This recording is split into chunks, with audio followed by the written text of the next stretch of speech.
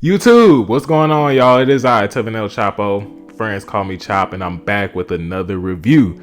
This time, we're talking about Key's new album, Mama's Man. So if you don't know who Key is an Atlanta rapper who has been making a way for himself with the group 29 and just various singles and projects throughout the 2010s. He's also known as being one of the contributors to the whole SoundCloud era, with a lot of people like Lil Yachty or Playboi Carti even being known as people who have been inspired by the types of music that he makes. Now, coming into this new project, I didn't really have any real expectations. I didn't have any awareness that it was coming out or anything like that.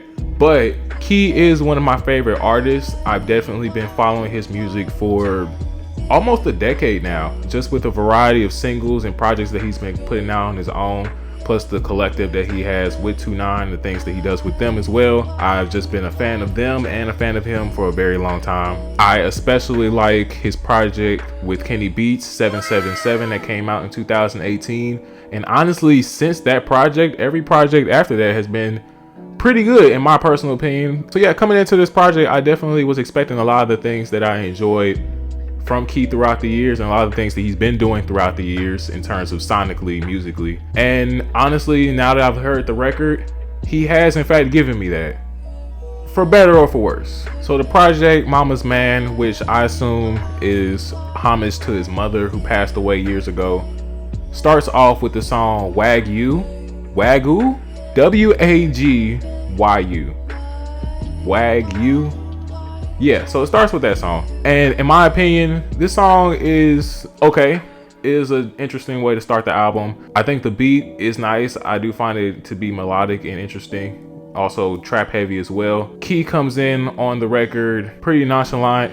His flow is super off cadence in a lot of places. And honestly, it kind of disrupts the flow of the song for me in some places as well. But overall, I think it's fine. It's okay.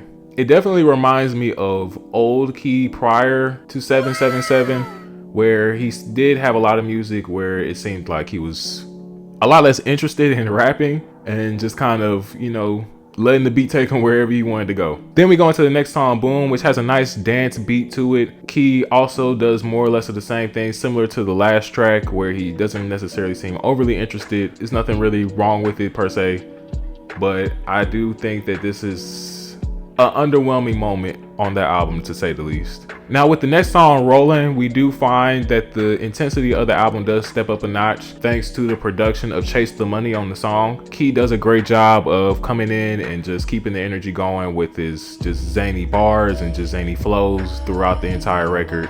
I will say this is one of my more favorite moments on the album, but also this song did come out last year, so I actually knew the song before it was even on the project, so I kind of already anticipated liking it. Same thing with the song Savage, which was another song that came out last year, one of my favorite songs to come out last year, featuring Slamesto.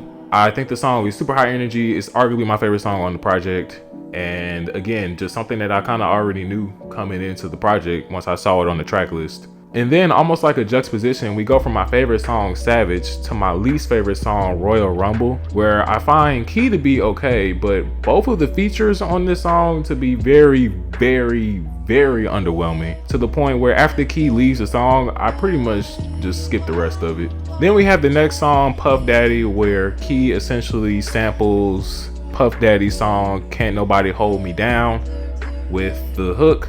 It's okay. I didn't find it abrasive or really inspiring. It doesn't really come off too much as a homage to Puff Daddy or that previous song in any capacity. It just seems like he was using it almost as a ploy to get his point across. And then finally we have Sunny in Vegas, which ends the project off on a pretty lukewarm note. It's not necessarily anything to write home about, nothing interesting instrumental wise. Key does his typical things on it, and it's super short, so it doesn't really leave too much of an impression on me at all. Now overall, I think this project is okay. I think that personally, this may be my least favorite Key project in all the years since 777. So pretty much how I classify Key's records is everything 777 afterward, and then everything before 777 And I think that in terms of this particular project, this sounds a lot closer to the things he was doing prior to 777. 777 definitely brought out a lot more cohesiveness into Key's music in terms of just the instrumentals he was on, the types of things he was doing on the instrumentals, even just his flows and just him sounding clearer in the words, like pronouncing his words a lot better in that record and the records afterward.